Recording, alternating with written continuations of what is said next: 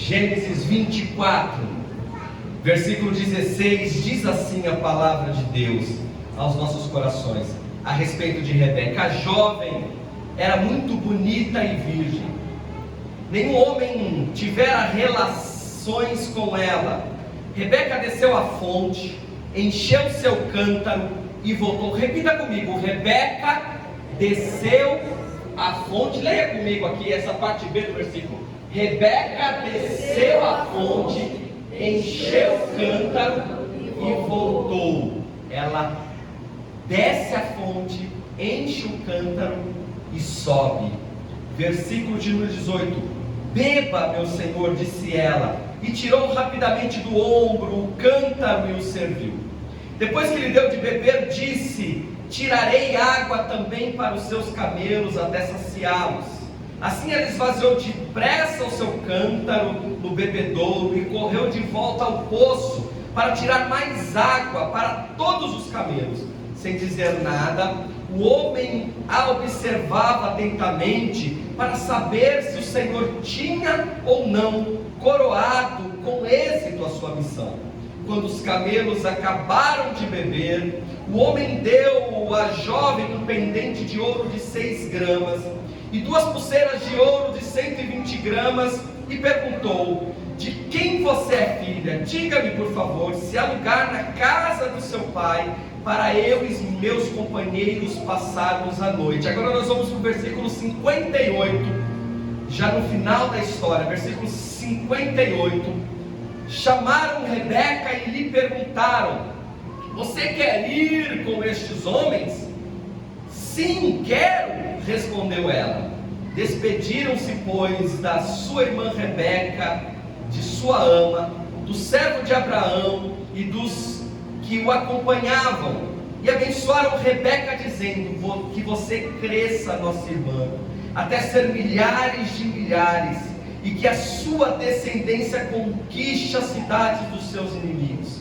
Então Rebeca e sua serva se aprontaram, montaram seus camelos e partiram com os homens.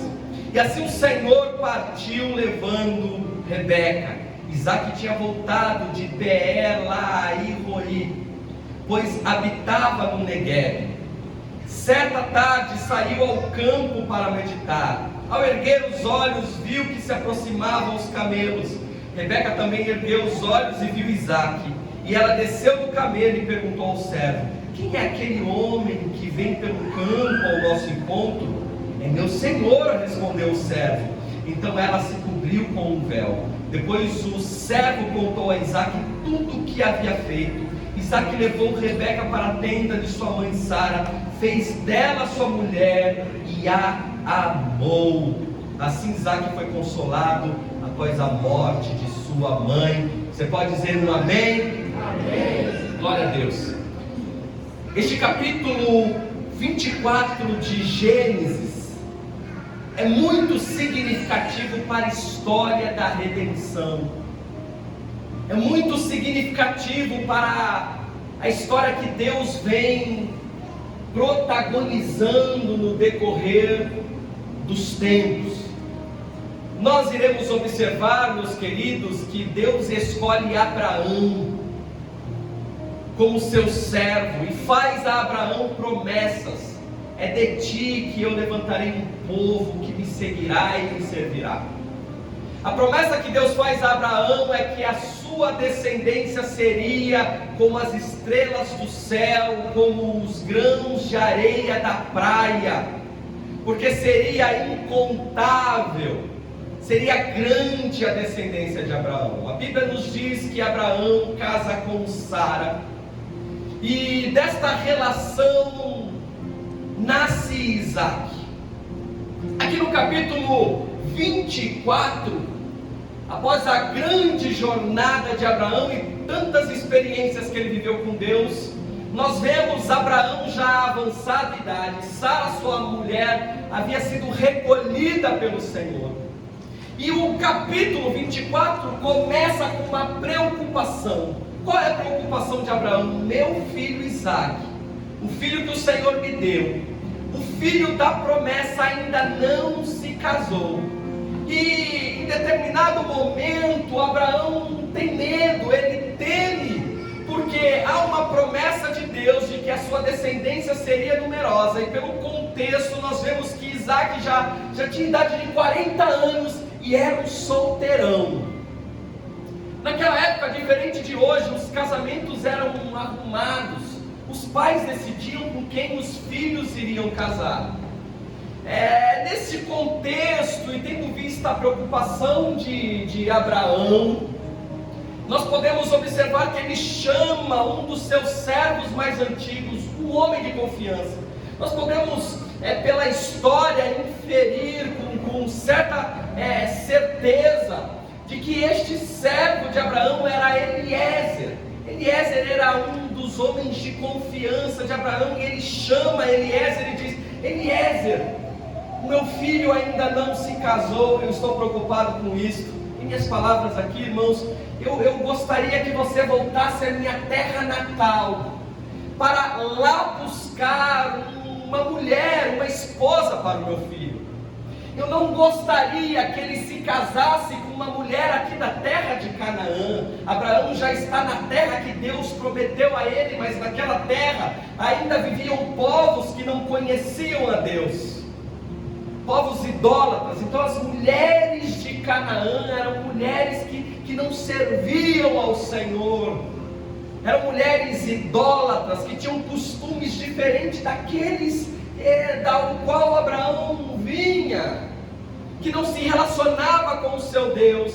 E ele dá uma ordem expressa ao seu servo, a Eliezer: vá até a Mesopotâmia, de onde eu vim, e traga de lá uma mulher. Eu quero abrir um parênteses aqui, para dizer àqueles que ainda não casaram, você que ainda não casou, busque uma mulher, busque um homem com as suas origens, que tem os seus valores. A gente vê tanta gente, tanto jovem errando nisso, pensa que é lá em Canaã que vai, que o prometido, que a bênção vai estar lá, que a prometida vai estar lá, mas em nome de Jesus, são princípios de Deus. O apóstolo Paulo vai dizer sobre jugo desigual, pessoas que não professam a mesma fé, que não têm os mesmos costumes, os mesmos princípios que você. Então você que ainda não casou, é um parênteses aqui, busque em Deus, e dentro da família de Deus, alguém para você casar, para que você não venha ter dor de cabeça no futuro. É um conselho pastoral de Deus para a tua vida, amém? Amém. Glória a Deus, ouvi um amém aí. Glória a Deus. Tomara que esse amém tenha vindo dos solteiros, amém, meus queridos? Glória a Deus. Abraão tem essa preocupação, e a Bíblia diz que um servo ouve a recomendação. Eliezer monta uma comitiva para voltar até a Mesopotâmia. Na comitiva vai algumas pessoas com ele e 10 camelos. A Bíblia diz que Eliezer pega parte da riqueza de Abraão, objetos de ouro, de prata, de muito valor, e leva consigo para pagar o dote ao pai da moça, porque naquela época tinha que pagar um dote para o pai da moça. Ainda bem que eu não tive que pagar nada para o sogrão, né? Glória a Deus. E ele parte para a Mesopotâmia com 10 camelos, algumas pessoas. E a história começa a desenrolar, e é tão profundo, e eu gostaria que você lesse depois na sua casa. É tão linda essa história, porque diz-nos as escrituras que Eliezer chega numa cidade, na cidade onde morou o irmão de Abraão, Naor, quando Deus chama Abraão para ir numa terra desconhecida, o seu irmão não quis ir com ele, e ficou naquela terra. E Eliezer chega na terra onde Abraão saiu, na terra natal de Abraão, e a Bíblia diz que era de tardezinha, e ele chega junto à fonte da cidade. Junto à fonte da cidade, ele faz uma oração. E nesta oração que Eliezer faz, é uma oração tão detalhada e tão linda. Ele começa a dizer: Senhor, eu não sei como é a mulher para o meu servo. Eu vim até aqui, eu gostaria que a minha viagem fosse bem sucedida. Ocorre que este é o horário que as mulheres, especialmente as jovens, saem com seus cântaros para retirar a água do poço. Era costume daquela época que as moças, as jovens, pegassem um cântaro, um vaso de barro, ia até a fonte para retirar água do poço. Imagina se isso fosse nos dias de hoje. Será que as nossas moças teriam o mesmo gás, o mesmo pique de todos os dias de tardezinha pegar o cântaro? Era um vaso que cabia entre 5, 10 litros de água e retirar a água do poço. O poço naquela época não era igual nós vemos hoje com uma cordinha que desce. Não, tinha uma escada. Elas desciam a escada, ia lá até a fonte de água, enchia o seu cântaro, subia a escada e levava a água para a família inteira. Esse era o costume. E Eliezer está na fonte, diante da fonte, e ele faz essa oração: a mulher que o Senhor escolher, ela vai retirar a água da fonte, ela vai me oferecer de beber, e vai oferecer água aos meus animais, os 10 camelos que estão comigo. Este será o sinal. E a Bíblia diz que ele mal acabou de orar, ele não tinha terminado a sua oração. Lá vem quem? Lá vem Rebeca com seu cântaro. Isso é lindo, amados. No capítulo 4 de João, Jesus também está diante de um poço e vem uma mulher samaritana. Nós precisamos entender essa verdade espiritual para as nossas vidas. Há uma mulher samaritana que vem retirar água do poço, e Jesus começa a dialogar com ela, pede água a esta mulher. Esta mulher acha esse pedido estranho, porque os judeus não se comunicavam com os samaritanos, mas chega um momento da conversa que Jesus traz uma verdade espiritual para ela, dizendo: a água que você me der, a água que essas pessoas, a água dessa fonte, quem beber tornará a ter sede, mas a água que eu tenho para oferecer, aquele que beber nunca mais terá sede, porque nela, esta água nele será uma fonte de águas vivas a jorrar para a vida eterna. Aquele que beber da água que eu tenho para dar, se tornará nele uma fonte a jorrar para a vida eterna, uma fonte inesgotável. Glória a Deus.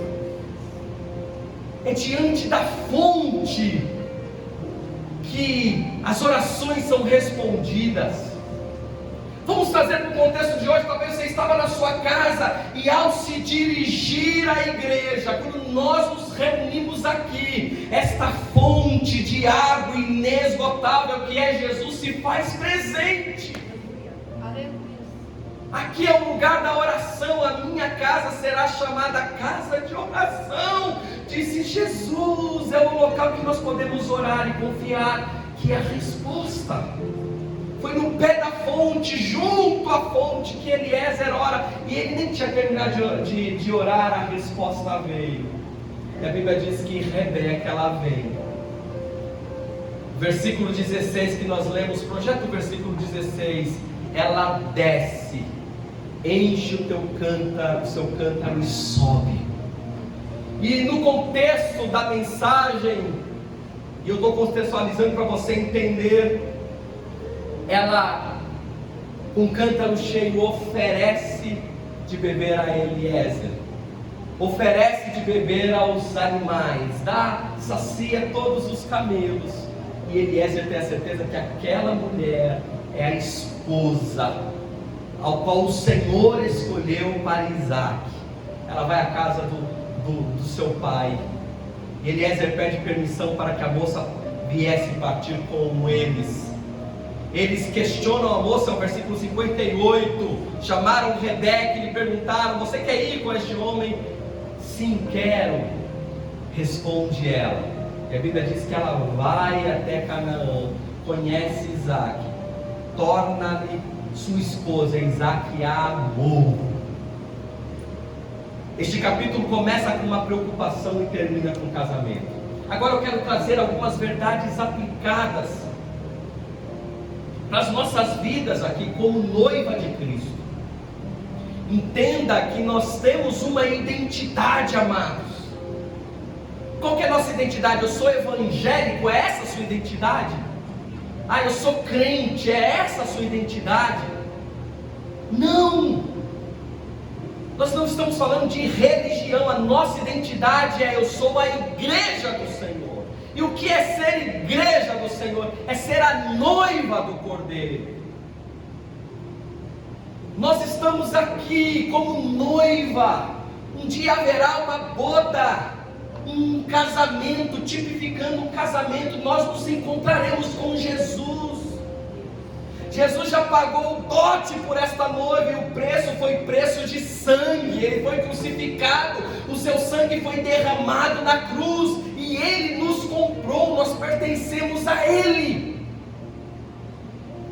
Como igreja nós precisamos entender isso, porque enquanto a gente não entender que eu pertenço a Jesus, que você pertence a Jesus, e que nós como igreja pertencemos a Jesus, nós tomaremos decisões equivocadas, nós negligenciaremos as premissas que devem ser dadas ao Senhor, nós negligenciaremos a oração, que é a conversa com Deus, nós negligenciaremos a meditação na palavra, nós negligenciaremos o culto, porque venhamos e convenhamos, um domingo como esse, o sol aberto, a praia é mais atrativa, a piscina é mais atrativa, o parque é mais atrativo, mas nós não somos o mundo, nós estamos no mundo, mas não somos o mundo.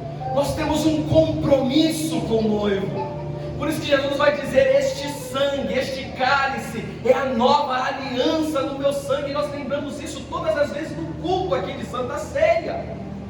Nós estamos aliançados com Ele, e precisamos entender que nós somos a noiva do Cordeiro.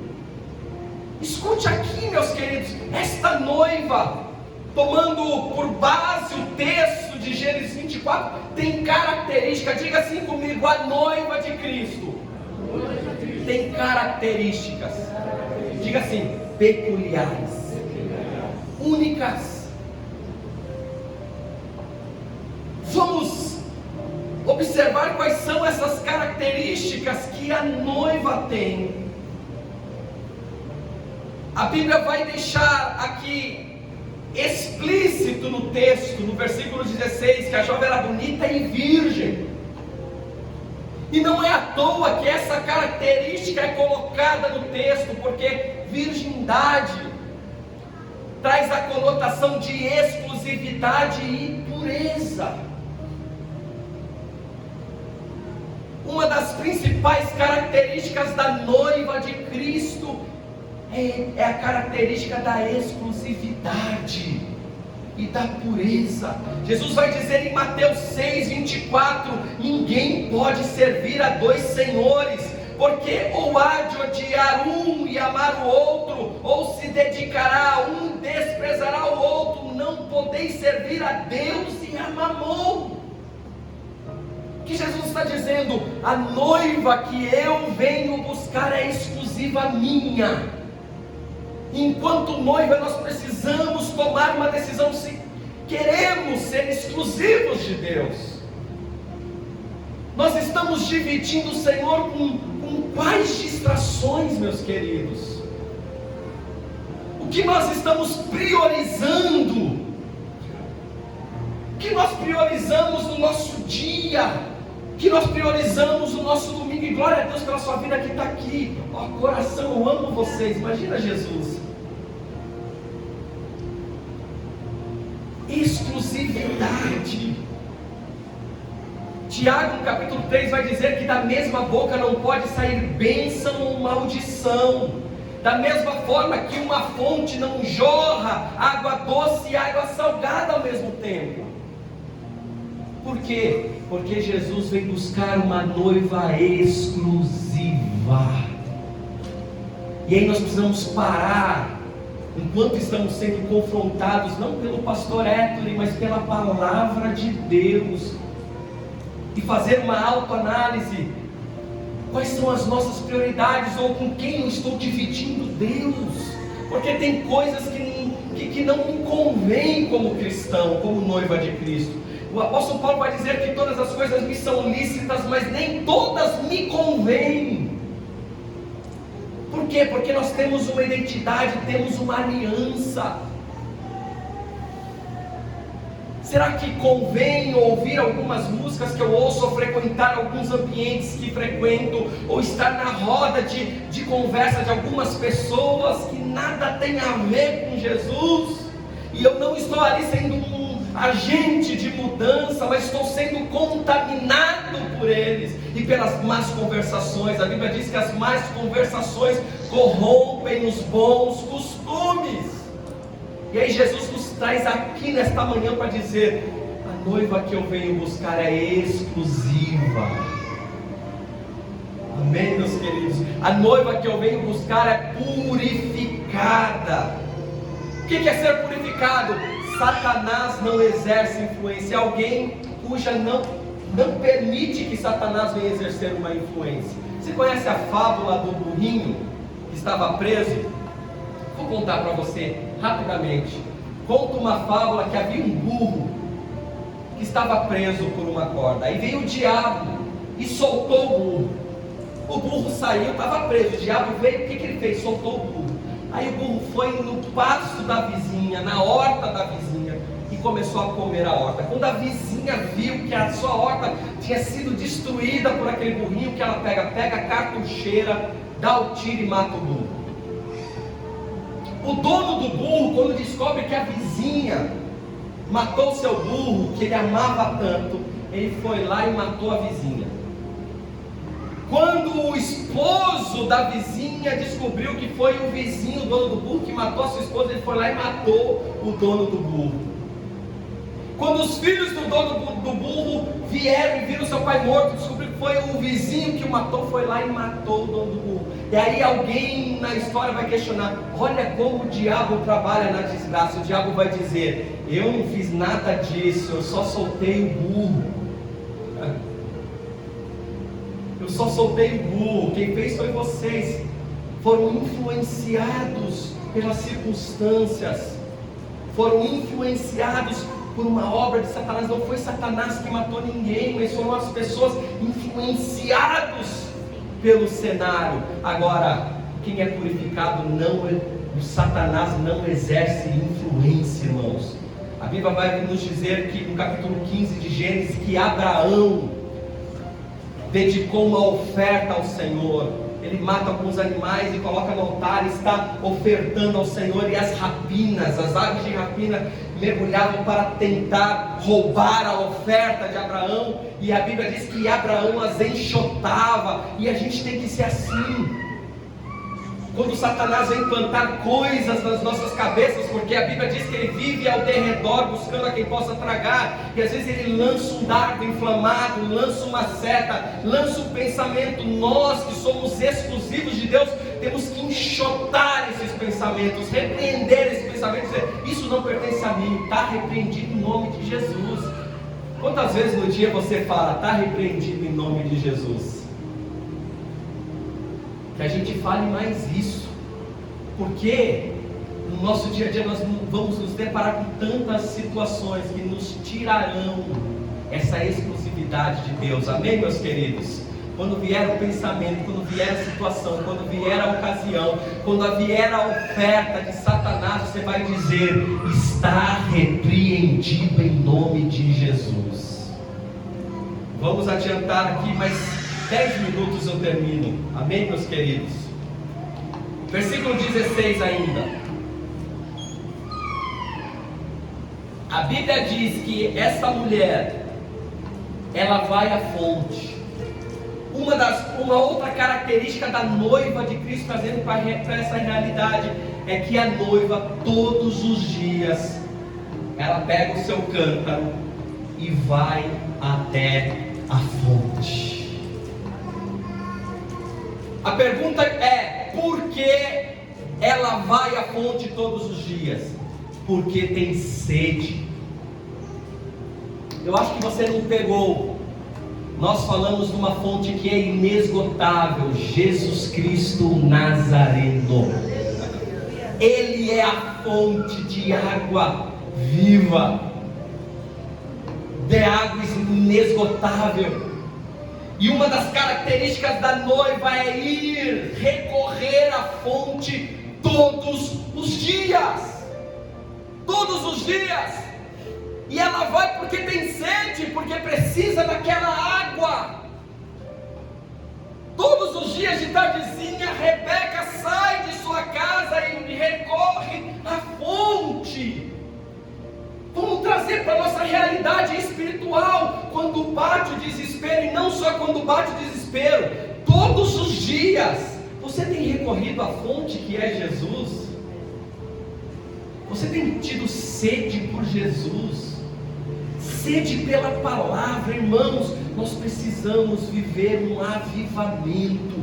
E um avivamento não é aquele avivamento que às vezes a gente vê por aí, do pessoal rodopiando, pulando, gritando, falando em línguas estranhas. Não é deste avivamento que nós precisamos. Nós precisamos um avivamento de sede por Jesus. Nós precisamos de mais sede por Jesus. Nós precisamos recorrer a esta fonte diariamente. Como é que está suas devocionais? Como é que está a sua relação, o seu relacionamento com Deus? Para os solteiros aqui, para os casados, já casou, glória a Deus. Mas será que uma jovem teria segurança de casar com um moço que não a procura para fazer aquele telefonema, que não manda uma mensagem, fica uma semana sem falar? Será que é a pessoa certa para casar, Jonatas? Jonatas casou com a Najara, abençoada do Senhor, pastora Najara. Agora eu já namorei, já fui apaixonado, e quando a gente está apaixonado, é coisa linda, é mensagem, é ficar no telefone, conversando até a madrugada, a noiva apaixonada pelo noivo e vice-versa. Eu sou casado há 10 anos, irmãos. Quase 24 horas da minha vida eu estou ao lado da minha esposa, e quando a gente fica algumas horas longe um do outro, rola umas 3 mensagens de cada lado, pelo menos. Eu não estou exagerando, A gente sente falta um do outro, a gente quer estar junto, 10 anos de casado. Agora, como noiva de Cristo, nós precisamos sentir sede de recorrer à fonte todos os dias, amém? Então, uma das características da noiva, da igreja que vai subir, eu não estou falando da igreja que vibra, que dá glória, que se autodenomina igreja, não, estou falando da igreja que vai subir, porque existe uma igreja que nós vemos, existe uma igreja que vai subir, e esta igreja não tem placa, não é Assembleia de Deus, não é Deus é Amor, não é Renascer em Cristo, não é Igreja Mover em Amor, não é esta igreja que vai subir. A igreja que vai subir é a igreja que tem sede de Jesus, que recorre à fonte todos os dias, amém, meus queridos? Os irmãos compreendem isso? A Bíblia diz que ela não só ia à fonte, porque não adianta ir à fonte. O que você faz quando está diante da fonte? Qual o seu comportamento quando você está aqui no culto? O momento de culto é um momento que nós vamos até a fonte, sim ou não? Sim, nós estamos em nome de Jesus. Ele habita em nosso meio. Onde estiveres 2 ou 3 reunidos em meu nome, eu estarei no meio de vocês, e ninguém pode revogar isto. É uma decisão de Jesus. Então, no domingo, quando nós nos reunimos aqui, nós estamos diante da fonte. Aleluia. O dia que não tem culto, você recorre à fonte na tua casa, no teu trabalho. Mas hoje nós estamos diante da fonte. Agora, é só isso? Ou nós temos que tomar algumas ações diante da fonte? Versículo 16. Rebeca, o que ela faz? Primeiro, ela desce a fonte. Ela desce a esta fonte. Não basta estarmos junto à fonte, nós precisamos descer a fonte. Nós precisamos nos aprofundar em Jesus. Nós precisamos estar conectado a Ele. Nós precisamos entender o que Jesus quer transformar em nós, quais são as características que Jesus quer que nós tenhamos. E quando a gente fala em descer, a gente está falando em humildade. Quando a gente fala em descer, a gente está falando de mansidão. Quando a gente fala em descer a fonte, nós estamos falando em começar a ter características de um homem, uma mulher de paz. Quando nós falamos em descer a fonte, nós estamos falando sobre frutos que o Espírito Santo gera em nós: amor, mansidão, paz, bondade, benignidade, domínio próprio, entre outros. Características de Cristo em nós. Em outras palavras, quando nós descemos a fonte, nós nos envolvemos com Jesus. Porque a coisa mais fácil, meus queridos, e talvez a mensagem de hoje seja um pouco indigesta, porque não é aquela: levante sua mão porque a bênção está descendo, levante a sua mão porque Jesus está transformando a sua vida. Talvez a mensagem que muitos gostam de ouvir é essa: levante a tua mão, porque Deus vai te honrar na terra, Deus vai te levantar na terra, e muitos vão ver a glória que Deus está fazendo na tua vida, o milagre. Isso é muito bom, mas a mensagem de hoje é: desça, se envolva com a pessoa de Jesus Cristo, permita-se ser transformado em discípulo de Jesus. Aleluia. Porque a coisa mais fácil é vir para o culto e sair da mesma forma que entrou, mas não é este o propósito, meu irmão. Desculpa desapontá-lo. O propósito de estarmos aqui é sermos transformados por Jesus. O propósito de estarmos aqui é alguém lá fora olhar para você e dizer: está muito parecido com Jesus, esse daí teve uma mudança radical. Esta daí, meu Deus, que serva do Senhor exemplar. Eu quero ser igual a ele, eu quero ser igual a ela. Eu quero viver o que ela vive, o que ele vive. Como é que pode uma pessoa passando por uma situação tão difícil como essa ainda permanecer de pé, com um sorriso no rosto, alegre? Como pode? Essa discussão aqui em outros tempos, ele seria ou ela seria a primeira pessoa a se levantar e a esbravejar, mas o que eu vejo é uma coisa totalmente contrária. Ela tem paz. Quando ela fala comigo, eu tenho uma paz no meu coração. Isso é descer a fonte. A Bíblia diz que Rebeca desce a fonte e faz o quê? Me ajudem. Rebeca desceu a fonte e encheu o cântaro. Glória a Deus. Não é superficial. Estar aqui não é para cumprir uma atividade religiosa. Virmos até aqui, você deixou de estar na tua casa, deixou de tomar um belo café da manhã talvez. Não é por uma simples atividade religiosa. Nós estamos aqui com um propósito, meus queridos. Qual que é o propósito? Encher o cântaro. Aleluia. Encher o cântaro do quê? De água. Água que nos transforma, água que faz do nosso interior rios de águas vivas a jorrar para a vida eterna. Que Jesus quer realizar em sua noiva é que nós nos enchamos tanto do Senhor, de maneira tal que dentro de nós existe um rio a fluir, rios de águas vivas. Nós precisamos nos encher de Deus. Sabe por quê? Porque o terreno nunca fica vazio. Falei isso outro dia aqui para o grupo de louvor, e talvez já preguei isso aqui. Você já viu terrenos baldios? Sabe terreno baldio? Terreno que é de algum dono, mas está vazio, não tem nada construído, não tem uma horta, não tem nada. O que acontece com o terreno baldio? Primeira coisa que acontece é que facilmente ele pode ser invadido. Um terreno vazio facilmente pode ser invadido. Jesus vai dizer lá em Lucas, no capítulo 11, a partir do verso 24, que o coração do homem é como um terreno desse. Quando o Espírito Santo entra na vida do homem, o Espírito Santo varre, limpa, adora, deixa tudo bonitinho.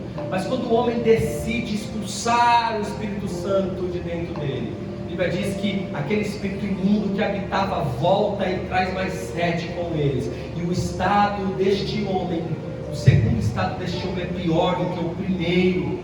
Por quê? Porque o terreno não fica vazio. Se o seu coração estiver vazio de Deus, estará cheio de tanta porcaria. Sabe por quê? Porque terreno vazio ele pode ser invadido e primeiro vira depósito de lixo também. Um terreno vazio vira depósito de lixo quando nós não nos enchemos da palavra, quando a gente não enche o nosso cântaro de Jesus. Pode ter certeza que a gente vai encher de outras porcarias por aí. É verdade ou não? Se a gente não encher o nosso cântaro de Jesus, nós vamos encher das redes sociais, TikTok, Instagram, e só tem bobagem, irmãos.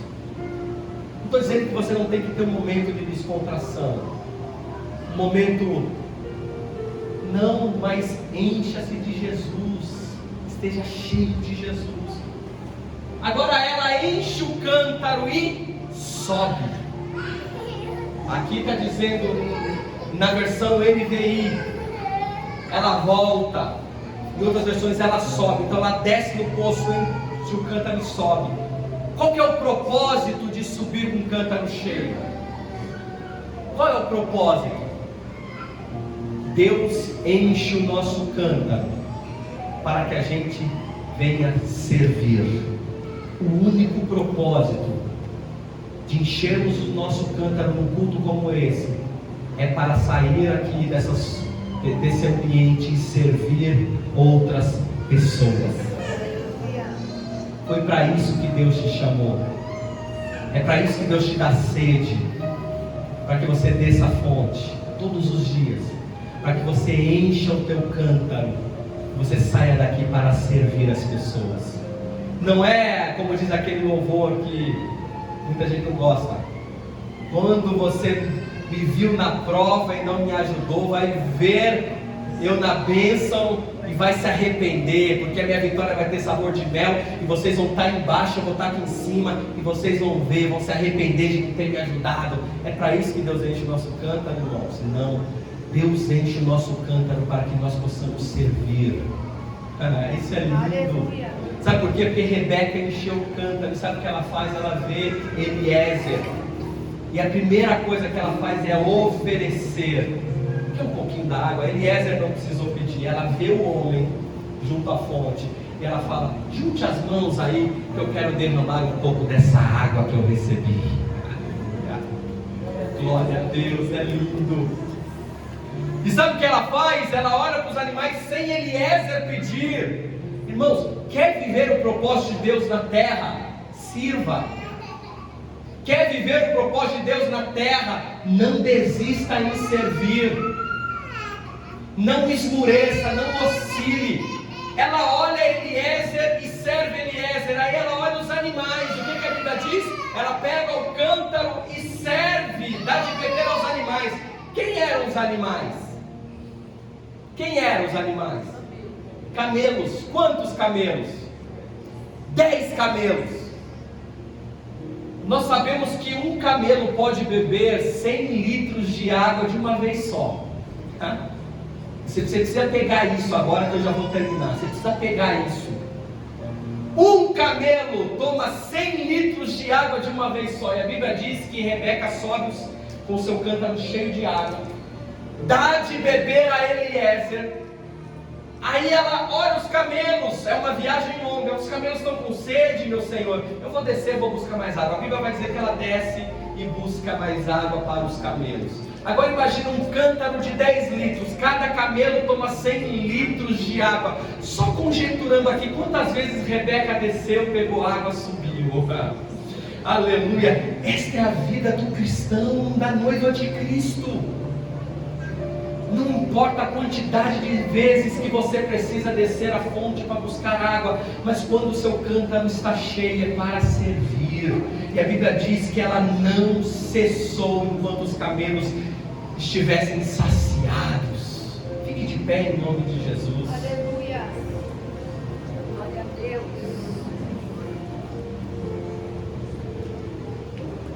quero que você feche os seus olhos aí e converse com o seu pai. Eu gostaria que você fechasse os seus olhos aí e conversasse com Jesus. Coloque a mão no seu peito, no seu coração. E do jeito que você gosta de fazer, como você se sentir à vontade, comece a falar com Jesus Cristo. Comece a falar com Deus. Comece a dizer: Senhor, se porventura eu tenho negligenciado essa ida à fonte, me perdoa, Pai. Vai pelo caminho da humildade, meu irmão e minha irmã. Vai dizendo: me perdoa, Jesus, eu preciso ter mais sede, eu te peço. Espírito Santo, me convença, Senhor. Espírito Santo, me dê sede de Jesus. Vai conversando com Ele, vai dizendo: eu tenho um cântaro na mão. Todo cristão tem um cântaro na mão. Resta-nos saber se o nosso cântaro se enche diariamente ou não. Resta-nos saber o que nós estamos fazendo com o nosso cântaro. E o que Jesus está dizendo nesta manhã é: eu encho o teu vaso, eu encho o teu cântaro, para que você sirva a outras pessoas.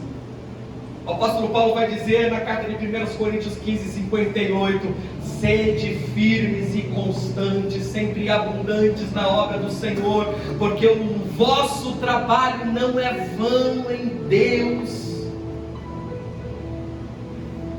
Peça ao Senhor uma firmeza de propósito, uma firmeza de identidade.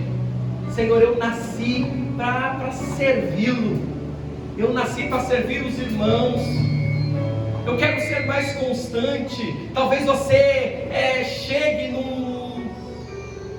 numa conclusão aí de que falta uma constância, e aí você pode pedir para Deus neste momento: Senhor, me dê constância, me dê constância, me dê constância.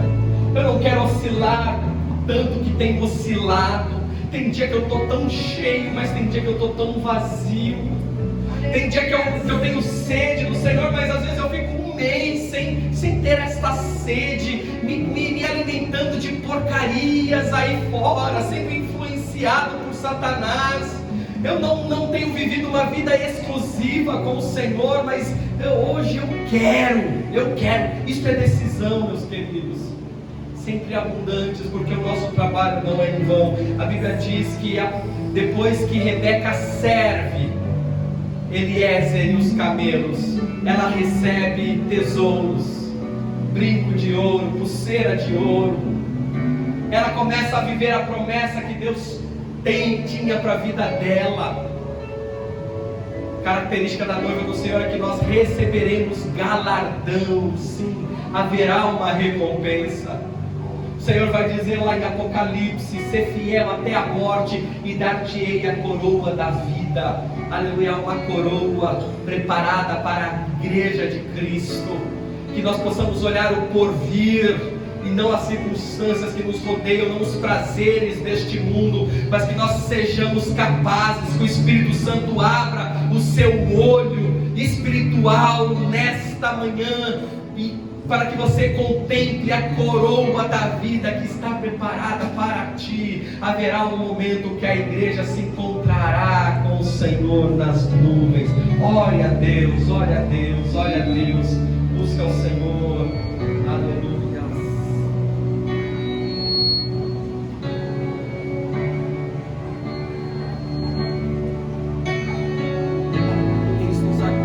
Eis-nos aqui, ó Pai.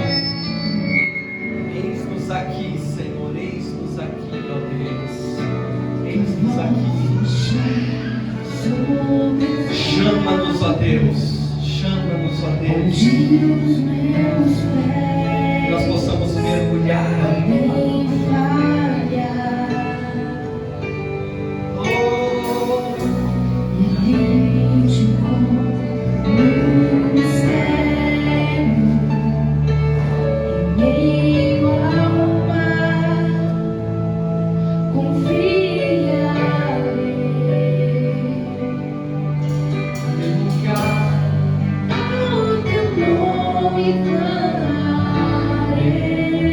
Nós temos sede de